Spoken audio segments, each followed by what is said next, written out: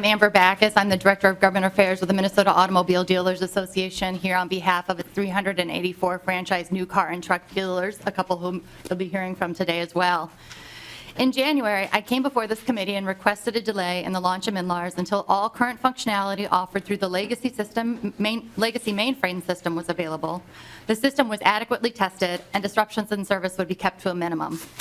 I am back before you today to report that when the system went live on July 24th, it was unable to process some of the most basic of transactions for our dealers since no testing was done, and disruptions in service have been endemic. To the agency's credit, they have been working around the clock to fix the problems and are making progress on several fronts. That being said, 2 months into MNLARS, it is far from reaching its stated goals of reducing transaction processing times, improving data access and accuracy, improving customer assistance and communication, and reducing paperwork and paper flow. And I'd like to elaborate on each of these points. With regard to reducing transaction processing times, going into the launch of MNLARS, the backlog on issuing titles had been reduced to 7 days for new car sales and 20 days for used.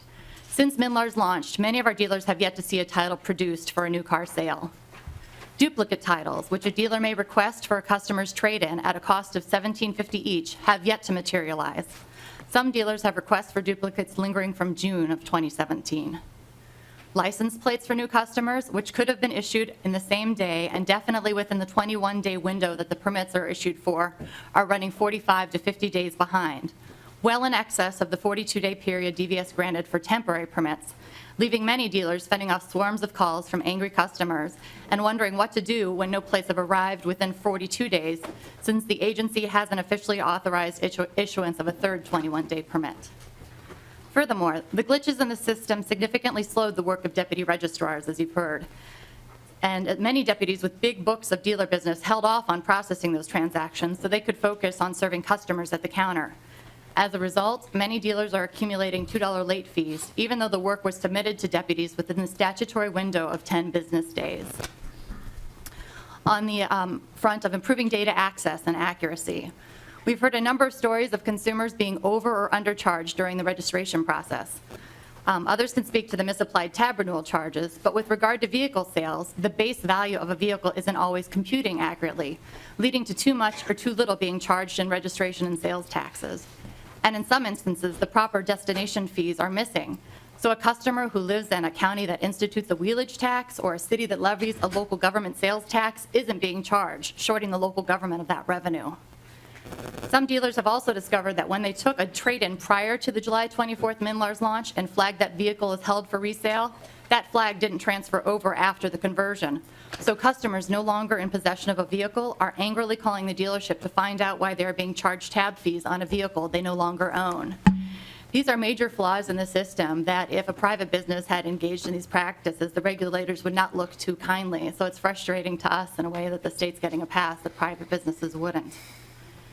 Despite making repeated requests to the agency to get dealers information about shortcomings in the system, notices about deficiencies aren't being communicated. A workaround for titling and registering leased vehicles was created because initially the system was having difficulty with that. But that workaround wasn't communicated to dealers, many of whom held off on submitting those transactions. And even as of last Friday, we heard from dealers in Greater Minnesota who believe lease transactions still can't be processed, despite a temporary fix being created 3 weeks ago. The DVS licensing office is trying to be helpful. They're the regulator of our dealers, so they're trying to answer questions.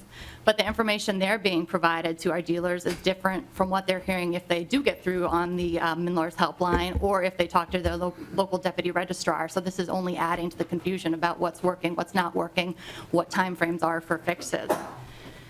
And furthermore, when some processes were changed with MNLARS launched, no notice was made to dealers. So when applying for a title, the deputies are being asked to input new categories of information, including the color, model, and fuel type of the vehicle. But since no one communicated this to dealers, they are not submitting this information to the deputies when making the title application. So oftentimes deputies are filling in unknown, but this is going to make collecting a surcharge on electric vehicles very tough to do when that comes effective on January of 2018 if that information hasn't been collected at the time of titling. With regard to reducing paperwork and paper flow, dealers have seen an uptick in paperwork since the launch of MNLARS.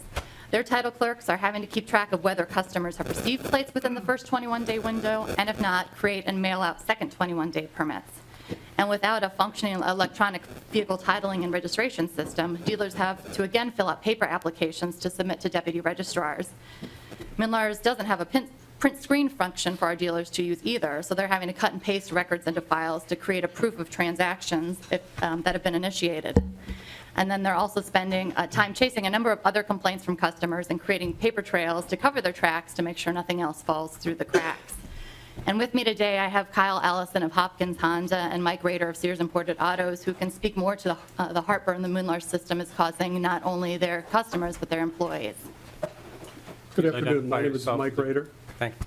Go ahead. Mr. Chairman, I'm General Manager for Sears Imported Autos. We're a family-owned dealership that has 113 employees.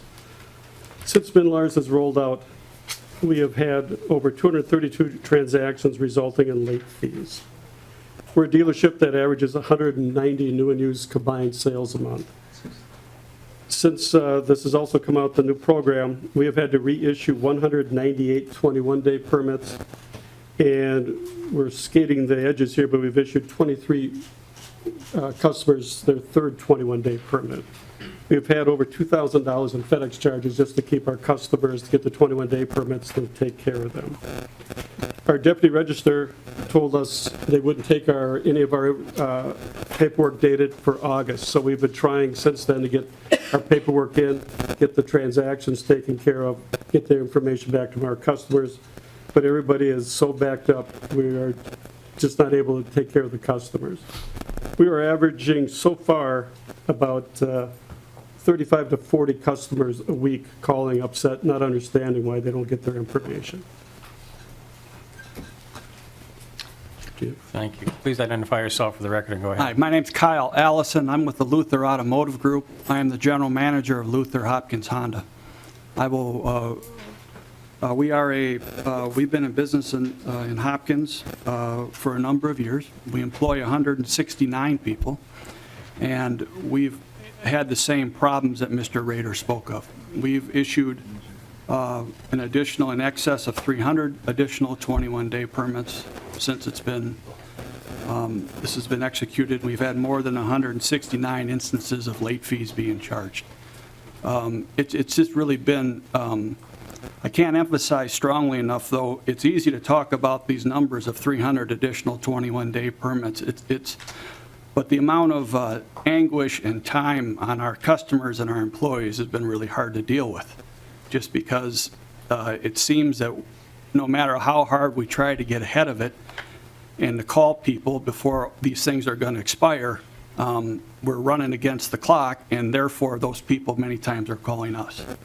So in many of these situations, we're taking 2 or 3 or 4 different phone calls from the same people trying to figure out what's going on.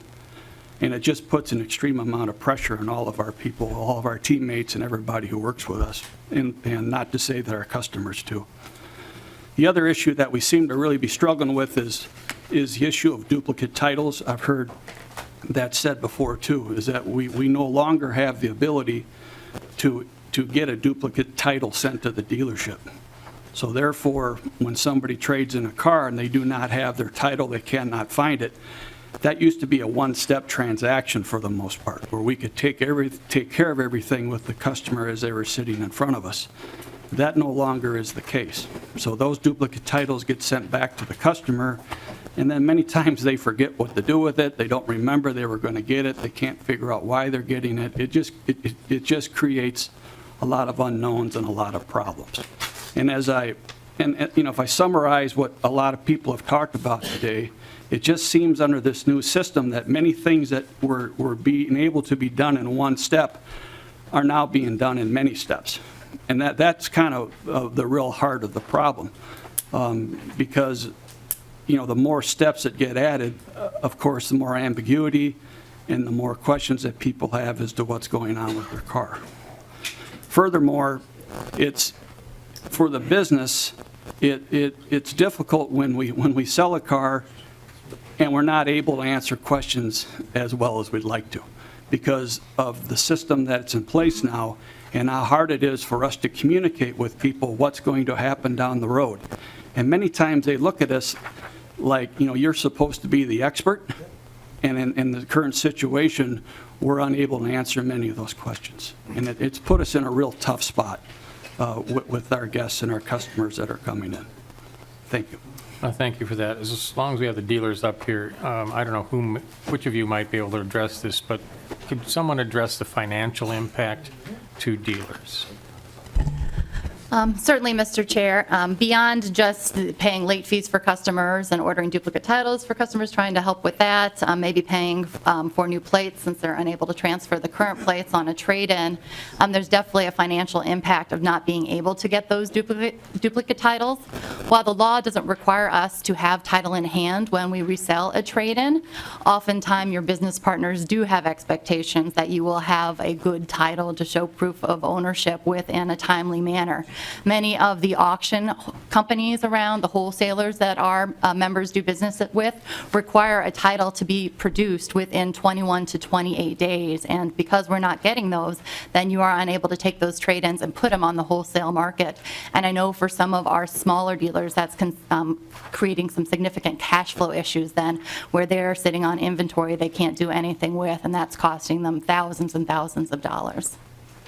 And the other challenge, if I may speak to it also, is with our, like the deputy registrar stated, with our employees working to try to straighten out these problems, the overtime and the amount of time they're spending on this is become excessive also. Thank you. Thank you for coming forward today.